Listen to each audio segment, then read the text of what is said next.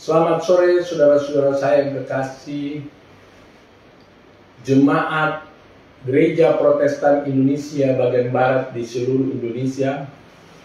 Khususnya saya datang kepada saudara-saudara yang ada di GPB Anugerah Bekasi. Sore hari ini sengaja saya mau menjelaskan persoalan surat yang dikirimkan oleh yang mengatasnamakan pelaksana harian Majelis Jemaat kepada seluruh jemaat GPB kedua persidangan Sinode GPB ke-20 tahun 2021. Judul surat ini menyampaikan pelembagaan adalah hak. Pelembagaan adalah hak. Ya. Kalau di dalam konstitusi kita itu ada hak, ada kewajiban. Itu harus dipahami itu.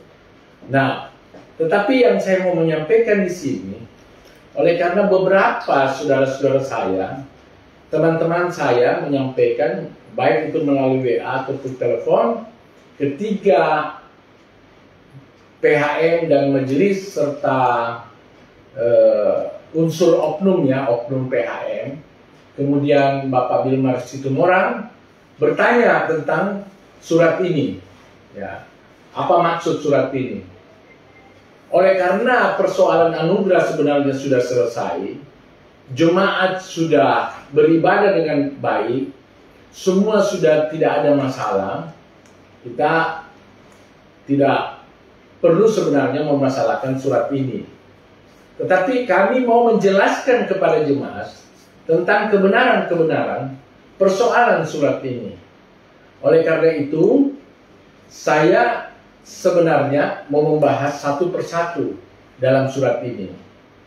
Nah, di sini surat menyampaikan salam dalam kasih Yesus Kristus. Sebenarnya ada dua topik di sini yang dia mau sampaikan. Pertama itu adalah judulnya pelembagaan adalah hak. Beliau meminta hak untuk dilembagakan. Nah, kalau menurut saya, kalau memang Majelis Sinode memenuhi syarat dan ketentuan aturan-aturan itu memenuhi syarat untuk dilembagakan, kenapa tidak? Why not? Silakan. Itu. Tapi sebagai suatu organisasi, tentu kita harus jelas memahami adanya aturan-aturan yang harus kita taati bersama. Oleh karena itu, yang kedua, dalam surat ini meminta kepada pendeta atau KNJ yang diberhentikan. Menurut saya dia tidak diberhentikan, tetapi dia mengundurkan diri, atau kata lain, dia lalai melaksanakan tugas sehingga dianggap bahwa dia desersi. Oleh karena itu, mari kita bahas surat ini. Saya baca bahwa permasalahan GPB Jemaat Anugerah Bekasi sampai saat ini belum selesai. Berdasarkan pasal 2 ayat 2 dan 3 putusan Pengadilan Bekasi nomor 77 tanggal 27 Mei 2019. Nah, oleh karena itu, coba kita lihat pasal 2 dan pasal 3 itu apa di situ. Nah, pasal 2 dan pasal 3 di sini, saya baca. Pasal 2 dan pasal 3 yang dituntut oleh saudara kita, saya baca.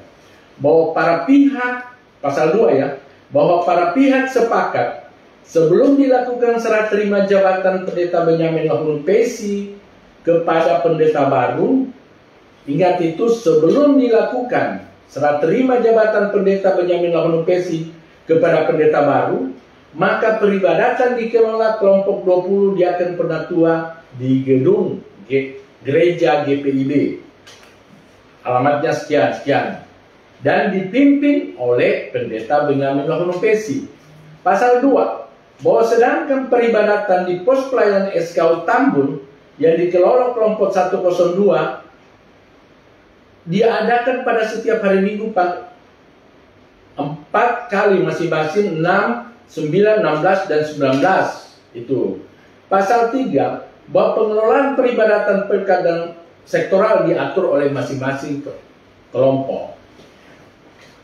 saya mau menyatakan bahwa pembagian ini harus dimaknai bahwa pasal 2 ini menyatakan bahwa para pihak bersepakat. Nah, siapa itu para pihak? Nih, di sini ada tanda tangan semuanya. Ini tanda tangan semua, mulai dari Pemda Bekasi, ada yang menandatangani Majelis Sinode, PHM, baik seluruh majelis dan seluruh jemaat, termasuk Pak Bilmar yang digugat. Di sini ada tanda tangan semua. Jadi semua yang dikatakan para pihak sudah mencakup seluruh komponen yang ada di GPIB, sudah melibatkan pemerintah, sudah melibatkan GPIB, Majelis Sinode. Ini para pihak yang ada di dalam. Nah, dia menyatakan para pihak bersepakat, jadi seluruhnya bersepakat. Sebelum dilakukan serah terima jabatan Pendeta Benyamin Lahunupesi kepada pendeta baru. Ingat itu. Jadi ini pasal berlaku sebelum dilakukan serah terima Pak Pendeta Benyamin Lahunupesi. Nah sekarang Pak Pendeta Benyamin Lahunupesi sudah hampir lebih 2 tahun. Beliau KMJ Sejahtera. Toh kenapa saudara-saudara tidak pernah masuk ke gedung gereja untuk beribadah? Bahkan saudara memprovokasi jemaat dengan cara pemikiran yang salah. Saudara implementasikan hukum dengan tidak benar. Padahal di sini saudara sudah mendatangani di hadapan Tuhan.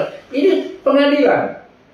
Oleh karena itu, saudara-saudaraku, kalau kita mau membaca kronologis permasalahan GPIB Anugerah, saudara tidak usah pusing. Ada di internet, saudara boleh buka. Semua jemaat GPIB boleh buka. Dan di luar GPIB buka. Ini ada putusan pengadilan nomor 531 yang dilampirkan oleh surat ini. Nah, keputusan nomor 531 ini, dia menyatakan begini, pertimbangan hukum majelis hakim, bahwa pertama, permasalahan di GPIB Anugerah itu sudah selesai. Ya, bahwa penggugat yang menyatakan kasus 102 itu ditolak gugatannya pertimbangan majelis hakim. Kenapa ditolak? Karena antara majelis sinode dengan PMJ itu adalah satu badan hukum. Mereka nggak boleh saling menggugat karena ini satu wadah, satu badan hukum. Karena GPIB Anugerah ini bukan badan hukum. Yang ada badan hukum itu adalah majelis sinode. Sehingga majelis mempertimbangkan bahwa tidak boleh di situ. Maka dia menolak gugatan ini. Kedua, kemudian dia mempertimbangkan lagi tentang pengaktifan pendeta di sini atau ganti rugi yang dia minta.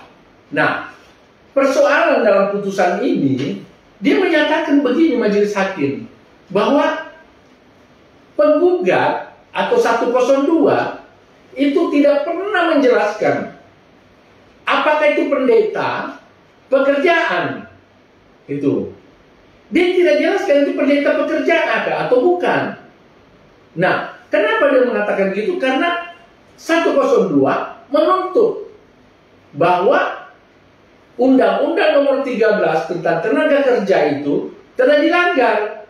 Nah, kependetaan ini disebutkan. Kenapa sih pendetaan itu sebagai pekerjaan atau bukan? Oleh karena dia tidak bisa menjelaskan, majelis hakim menolak. Nah, kemudian selanjutnya di dalam putusan 531 ini, persoalan pendeta yang diberhentikan itu dianggap bahwa ini sudah diselesaikan di Pengadilan Bekasi. Majelis mempertimbangkan bahwa ini nggak bisa lagi. Ini adalah daging kesepakatan yang tertinggi daripada kesepakatan di situ. Jadi Pengadilan Jakarta Pusat itu karena pihak 102 menjadikan bukti ini di Pengadilan Jakarta Pusat, maka Jakarta Pusat mengatakan, loh ini kan sudah diselesaikan di Bekasi. Itulah pertimbangannya. Maka keputusan Majelis Pengadilan Negeri Jakarta Pusat, artinya NO itu bahwa ini dia tidak patut menyidangkan. Nah, karena dalam pertimbangan saya, pertimbangan majelis di situ bahwa sudah diselesaikan di pengadilan pengadilan Bekasi. Saya baca selanjutnya suratnya.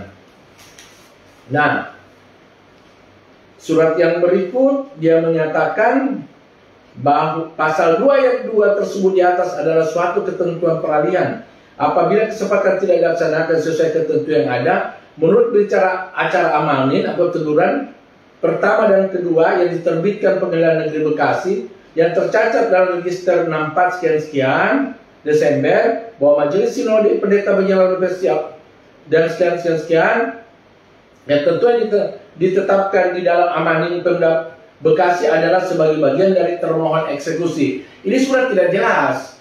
Kalau para pendeta Majelis Sinode Anda kasih tahu ini agak rancu.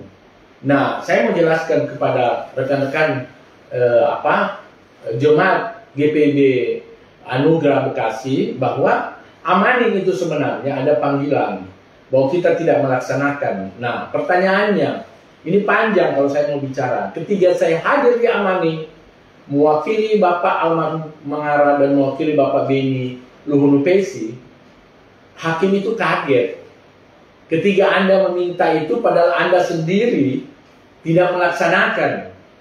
Coba lihat, amani itu saya lebih dulu minta daripada saudara.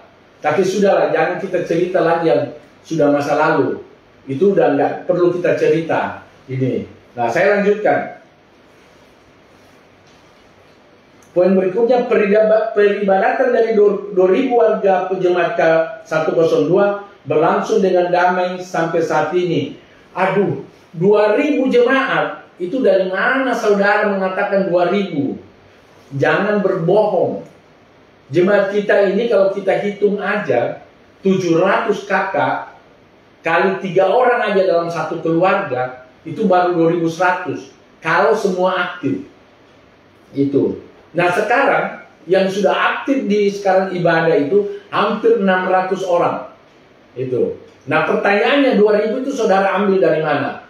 Itu saya sudah perlu berdebatkan masalah itu. Saya lanjut ya.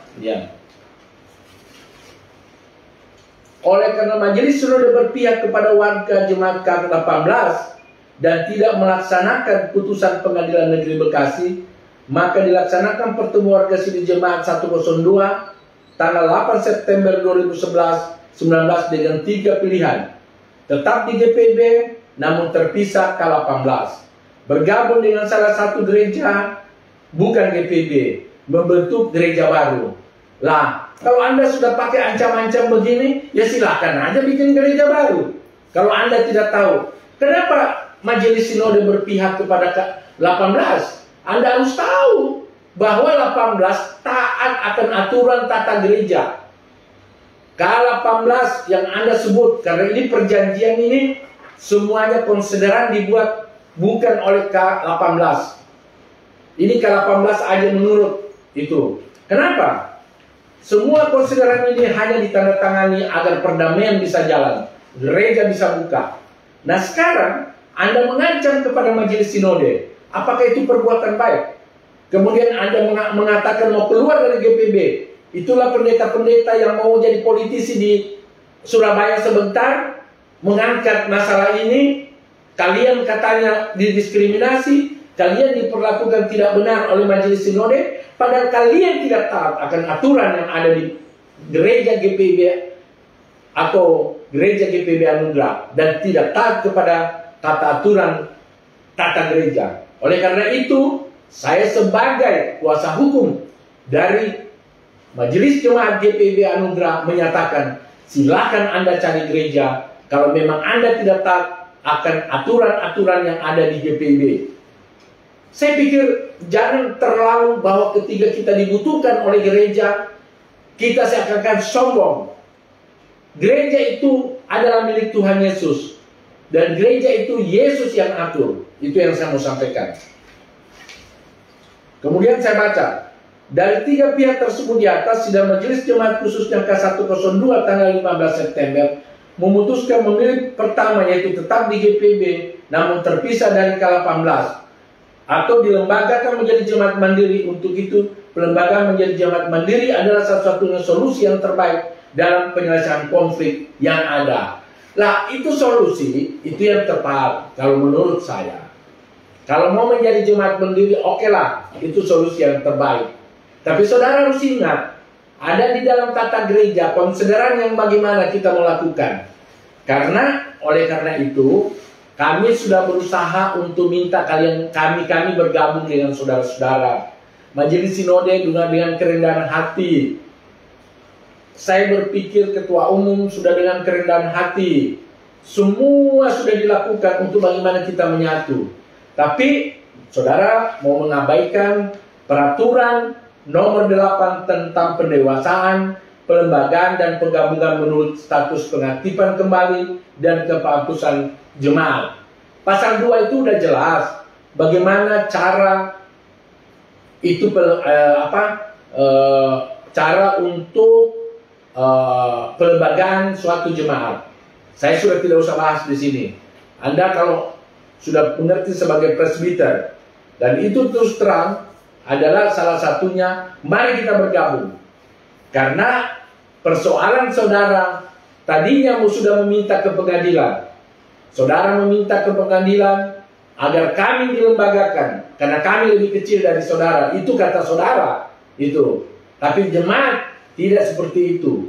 Nah, setelah saudara ditolak di pengadilan Bekasi, ditolak di Jakarta Pusat, saudara bermain dengan kelompok-kelompok yang mau menjadi haus kekuasaan menjadi majelis sinode.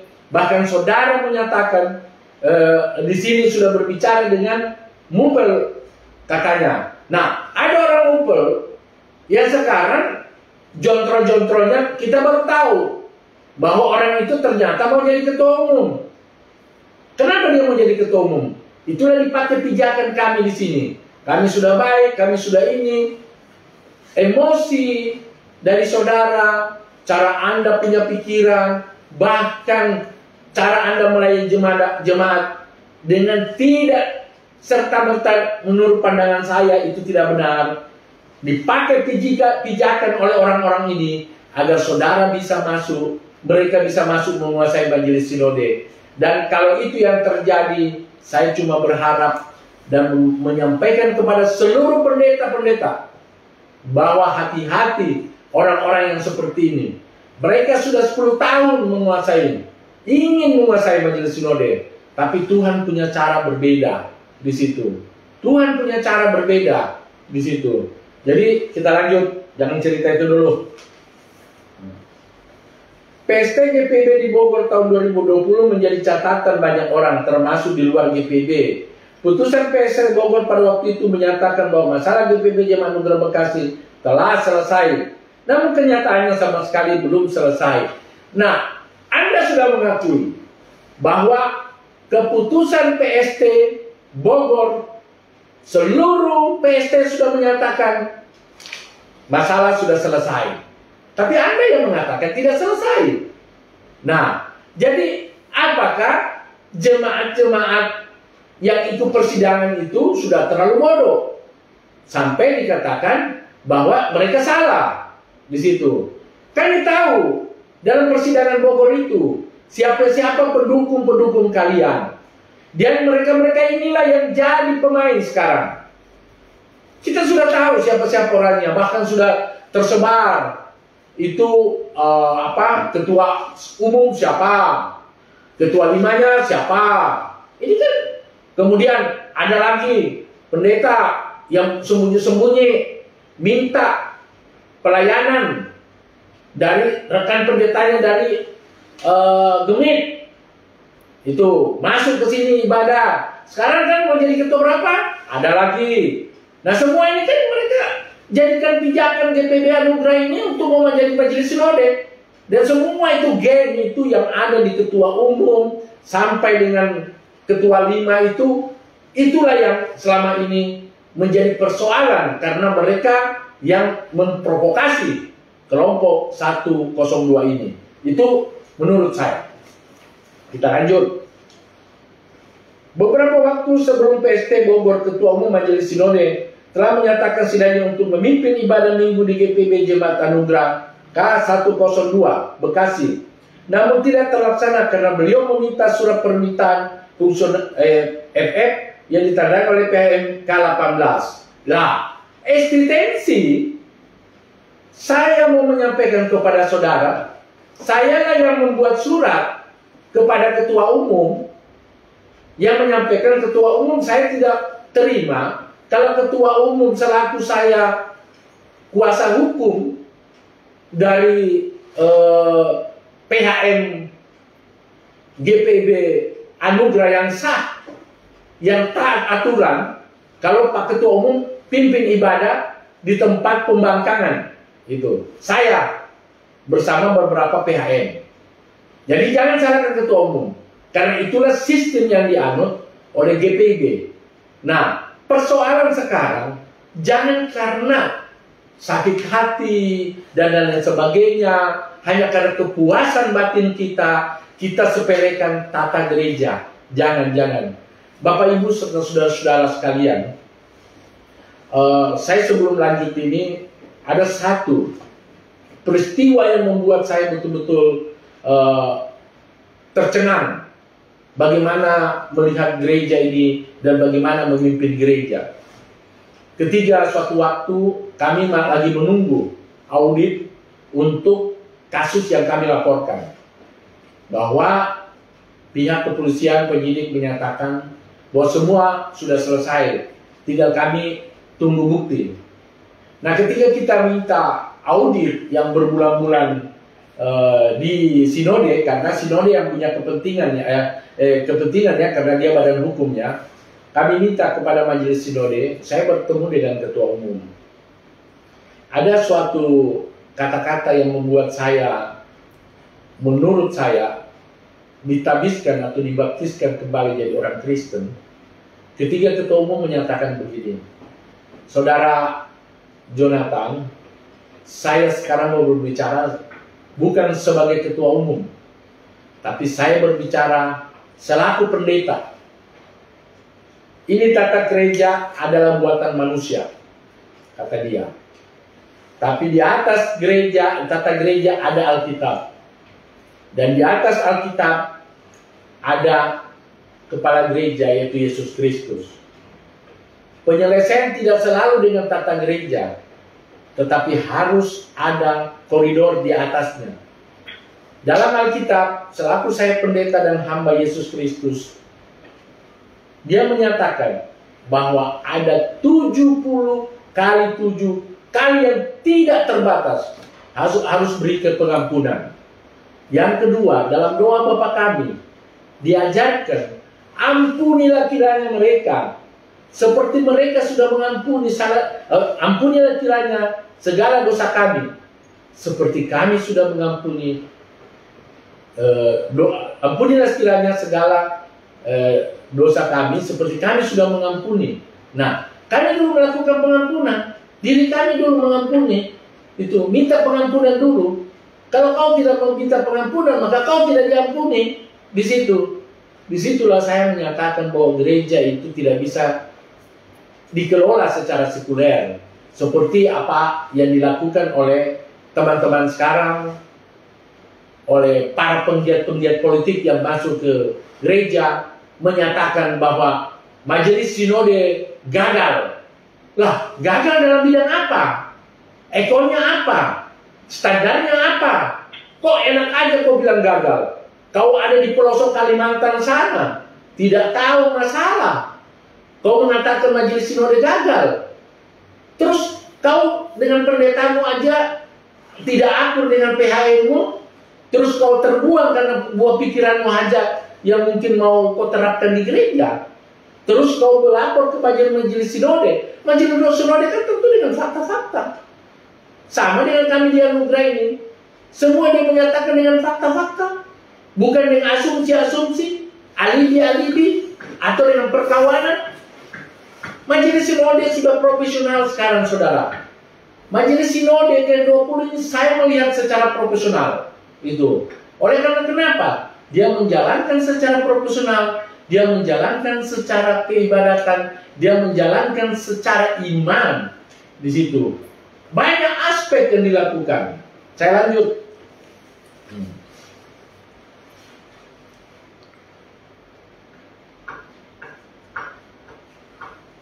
Nah, keberpihakan fungsionaris Majelis Sinode juga nampak ketika Ketua Umum PGI yang akan melayani firman dalam perayaan Natal GPB Zaman dan Program Bekasi tahun 2009 gagal berselang beberapa jam sebelum ibadah dimulai, membatalkan kehadiran, dan menurut informasi bahwa hal tersebut dilakukan karena ada intervensi dari fungsionaris Majelis Sinode. Ini betul-betul salah.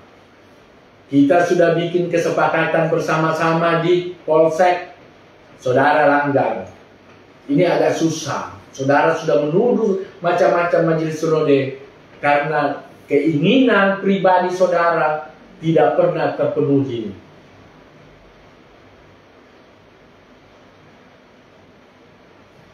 Ini terlalu panjang saya lihat. Saya lanjut lagi. Ini saya mau mengatakan begini. Bahwa sebenarnya persoalan GPB Anugerah Bekasi itu sudah selesai. Nah, kalau kita mengacu pada hukum, apa yang dilakukan saudara kita ini sudah termasuk ranah pemalsuan. Oleh karena itu, kami tidak mau juga melakukan gugatan atau pelaporan. Biarlah berkembang dengan sendirinya. Nah, toh pada seandainya toh kalian dilembagakan, terus pendeta kalian dipulihkan, kami tidak terlalu pusing. Kenapa? Ya sudah, kau dilembagakan, urus gerejamu sendiri. Kau pendetamu dipulihkan, ya silakan urus sendiri. Tapi kami tetap dianugerah seperti ini apa adanya. Tapi yang kami mau mengatakan bahwa apabila persidangan sinode melakukan hal itu, maka itu adalah perbuatan yang salah. Karena saudara sendiri sudah mengakui sesuai pasal di sini. Ini ada pasal 7 yang saudara katakan tadi, bahwa peninjauan kembali status kepegawaian dan kependetaan pendeta sekian sudah diajukan ke Majelis Sinode GPB dan akan diteruskan ke persidangan sinode tahunan pada bulan Februari tahun 2020. Nah, sekarang saudara ini sudah mengakui pasal 7 bahwa ini sudah diajukan ke persidangan sinode di Bogor di situ. Nah, ini sudah dilaksanakan semua ini konsideran dari keputusan nomor 77 Pengadilan Bekasi nomor 77 di sini sudah dilaksanakan semua sebelumnya di situ. Nah, oleh karena itu saudara-saudara yang kasih dalam Tuhan Yesus Kristus, ini persoalan saudara juga sudah jelaskan dulu. Cuma memutarbalikkan fakta itu. Oleh karena itu, kalau menurut saya, marilah kita bergabung kembali, kita bersama-sama kembali, kita saling merangkul. Tidak usah pusing itu jabatan dalam gereja. Siapapun yang memimpin, mari kita berjalan. Emang harus kita yang memimpin gereja baru gereja ini baik? Kasihlah generasi muda kita sekarang. Anak-anak muda saudara-saudara yang ada di sana, mari suruh bergabung. Kami kan sudah lakukan segala usaha. Coba, saya punya anak pribadi, saya suruh ngider semua, mutar, menyampaikan kepada teman-teman yang mulai dari SMP, SMA, ayo mari kita masuk gereja. Apa kata mereka? Aku ngomong dulu, saya punya bapak. Itu benar juga. Berarti kalau mereka tidak mau bergabung, mereka masih melarang. Saudara-saudara masih melarang. Mari kita ajak anak-anak kita, biarlah mereka jadi generasi. Masa harus memimpin gereja baru kita bisa selamat? Tidak, bos. Kita memimpin gereja, kita jadi jemaat yang baik aja. Siapa pernah kenal saya di GPB Anugerah ini? Tapi saya selalu aktif ambil bagian kalau ada tugas yang diberikan oleh gereja. Masa harus jadi PHN? Harus jadi majelis baru bisa mimpin gereja? Oleh karena itu saudara-saudara saya, mari kita menyatu kembali, kita bersama-sama, ingat kisah-kisah lalu, tidak masa lalu, kita sama-sama, kita hidup membangun ini gereja. Ini adalah bagian dari tetesan keringat saudara-saudara juga. Ini adalah bagian daripada saudara-saudara juga. Kalau saudara memperlakukan begitu, kasihan anak-anak kita ke depan. Oleh karena itu, saudara-saudara, saya mau menyampaikan bahwa masa-masa yang lalu sudah 4 tahun pergolakan itu, biarlah semua menjadi kenangan yang kita tutup menjadi pelajaran buat kita. Kita mari saling memaafkan, seperti kata Yesus dalam doa Bapa kami, ampunilah salah dan dosa kami, seperti kami sudah mengampuni orang yang bersalah kepada kami. Jadi kalau saya sudah bersalah, tolong saya dimaafkan. Seperti juga saudara, kalau saudara sudah bersalah, tolong juga saya juga maafkan saudara. Masa urusan pelayanan seperti ini harus kita gontot-gontotan. Biarlah orang lain bisa berbicara begitu, tapi kita yang dibangun di GPB Anugerah Bekasi ini harus menjadi teladan-teladan di mana kita hidup berada. Oleh karena itu, saudara-saudara, saya juga mau menyampaikan mohon maaf yang sebesar-besarnya selama beberapa tahun sejak pergumulan kita di 2018, itu akhir dari 2017 sampai sekarang ini. Mungkin saya banyak ambil bagian oleh karena panggilan tugas yang diminta oleh majelis maupun PHM yang ada di GPB Anugerah Bekasi ini.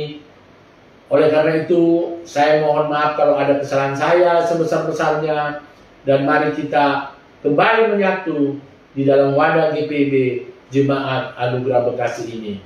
Terima kasih. Tuhan memberkati saudara-saudara sekalian. Amin.